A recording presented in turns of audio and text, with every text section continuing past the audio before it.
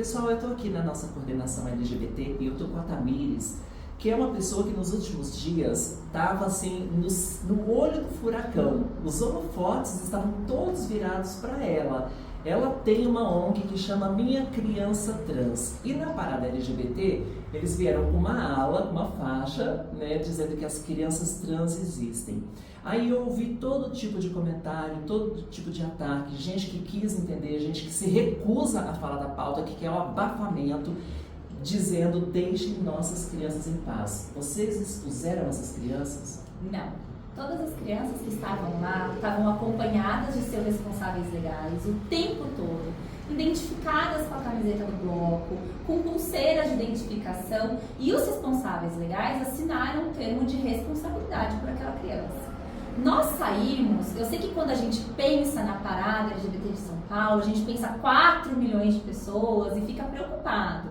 Mas nós fomos o primeiro bloco, então tinha a bandeira LGBT e nós. Então nós não pegamos todo aquele vucu-vucu, todo aquele mutirão de pessoas.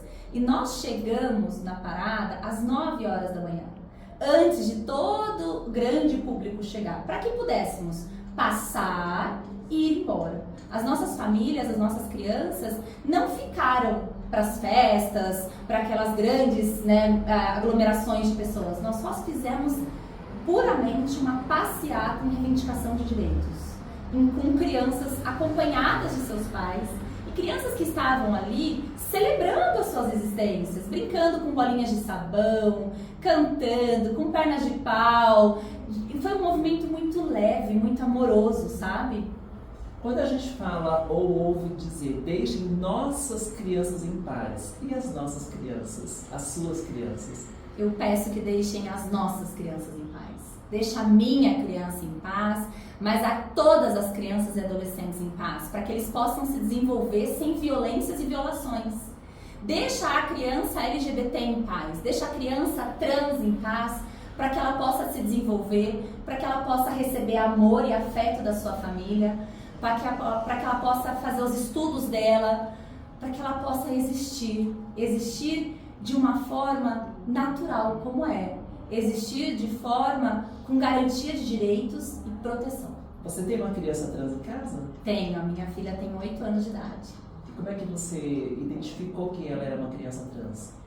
Já desde pequenininha a gente percebia um interesse muito grande pelo universo feminino, uma recusa pelo universo masculino, um lamentar, mas com 3 anos, 11 meses e 15 dias, a criança me falou: mamãe, eu posso morrer hoje para nascer uma menina amanhã?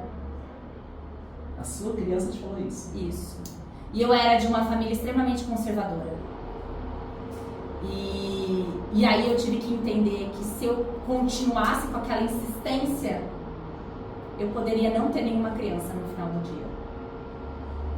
Então eu resolvi escutar aquela criança e permitir que ela fosse a menina que sentia sem precisar morrer. Você acha que essa pauta, o fato de você defender a sua criança trans, você acha que você está incentivando crianças a serem trans? Não. Gente, ser trans num país tão transfóbico, numa sociedade tão preconceituosa, não é o caminho mais fácil. Não é a melhor oportunidade, a melhor alternativa. Quando a gente fala que as crianças existem, quando eu falo pela minha criança, pelos direitos dela, eu não estou incentivando que outras crianças trans sejam trans, crianças que não seriam, mas eu estou incentivando que outras crianças e outras famílias respeitem a minha filha nos espaços que ela estiver. E quando eu falo minha filha, eu falo a filha de todos nós, eu falo de todas as crianças e adolescentes trans. Sim. A maioria das críticas que a gente recebe, que você tem recebido especialmente, que está à frente desse trabalho, são justas? Não. Muita gente me chama de pedófila, porque confunde completamente o que é identidade de gênero com sexualidade. Uma criança que se entende trans, que é respeitada a sua identidade de gênero pela família, que acolhe ela, não é uma criança exposta à sexualidade. Não é uma criança exposta à erotização. Não tem nada a ver. E é por isso que me preocupa quando a gente recebe esses tipos de ataque e muitas dos ataques é nesse sentido, as pessoas estão confundindo completamente e talvez por isso não consigam acolher os nossos filhos. Por isso que a gente precisa falar e dar informação para essas pessoas. Crianças trans existem. Existem, elas são lindas. E precisam ser respeitadas. E protegidas. Olha, eu posso falar por mim, pela minha própria existência. Com 6 anos de idade, eu virei pra minha mãe e falei, eu sou uma menina. E aí foi o primeiro choque de realidade que eu tive. Faltavam 5 dias para fazer 6 anos. E minha mãe falou, não, você não é uma menina, porque eu queria uma boneca de presente. E era meu aniversário de 6 anos. E ela me falou, não, você não é uma menina, você é um menino. E eu passei a vida inteira pensando, eu não sou, não quero ser, eu não gosto de ser. E eu sofri todas as consequências daquela criança trans que eu nasci assim, sozinha, sem ter um olhar desse, sem ter o olhar de uma mãe, de um pai. Naquela época, eu tenho 52, não se falava sobre isso. Então é uma pauta que é necessária para proteger as nossas crianças, não é isso? Exatamente. É proteger para que elas possam se desenvolver bem. Uma criança trans que é respeitada, amada e protegida, ela tem a condição de se desenvolver tão bem quanto qualquer criança. Por isso a gente pede, protejam as nossas crianças. E tem mais uma questão importante que eu acho que, a título de esclarecer a população, a gente tem que falar. Nesses ambulatórios que acolhem essas crianças, que tipo de tratamento é esse? Não é tratamento. Primeiro porque não é doença, mas é um acolhimento. É um acolhimento para entender e acompanhar aquele desenvolvimento e entender o que causa sofrimento naquela pessoa e como a gente pode auxiliar para que esse desenvolvimento seja menos sofrido possível. Nenhuma criança trans é exposta a cirurgia, a hormônios, nada disso. Não existe. Não, criança trans não faz cirurgia. Adolescente trans não faz cirurgia, né? Só depois dos 18 anos. Mas elas são acompanhadas por uma equipe de pediatra, psicólogo, psiquiatra, né? Para entender esse desenvolvimento e como auxiliar para que seja o melhor desenvolvimento possível. Então não é na intenção de facilitar nada, né? É na intenção de acolher, orientar e promover uma qualidade de vida. O que os ambulatórios proporcionam é qualidade de vida, é bem-estar, coisa que eu não tive. É evitar sofrimentos. Por que a criança trans precisa sofrer? Por que o adolescente trans precisa sofrer? A gente pode prevenir alguns sofrimentos, a gente pode ajudar para que esse sofrimento não seja tão intenso. Se quiser falar de sofrimento de criança trans, eu tô aqui. Eu posso esclarecer muita coisa, eu sinto na pele, senti na pele o que é isso. Quero agradecer a Tamires, que tem um trabalho muito lindo.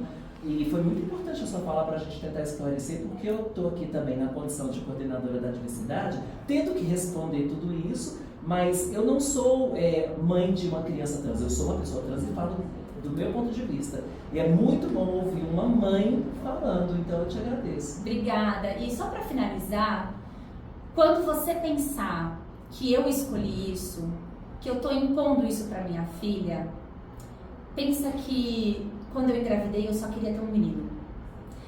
Pensa que eu já fui segregada de lugares que eu ocupava, eu já perdi amigos por entender a condição de gênero da minha filha.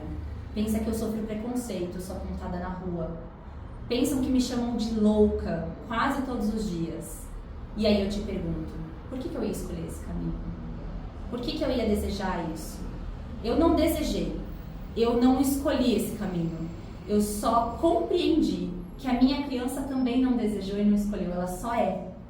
E se ela não teve escolha enquanto indivíduo, e ela vai ter que passar por esse caminho, essa vivência, eu como mãe também não posso ter escolha, eu tenho que estar do lado dela, incondicionalmente. E pensa também que eu seria uma doida se eu tivesse escolhido isso, porque eu nasci privilegiada, homem, branco, quer dizer, classe dominante total, Sim. Lugar de conforto total, né? Maioria dominante. Por quê e em que momento eu ia virar e falar assim, estou aqui sem fazer nada, acho que vou virar travesti.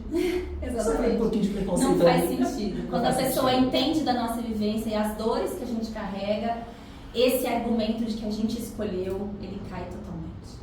Repito, sou uma pessoa disposta a conversar sobre o assunto quantas vezes vocês quiserem, até a gente compreender. Ninguém aqui está incentivando nada, o que a gente quer é acolher.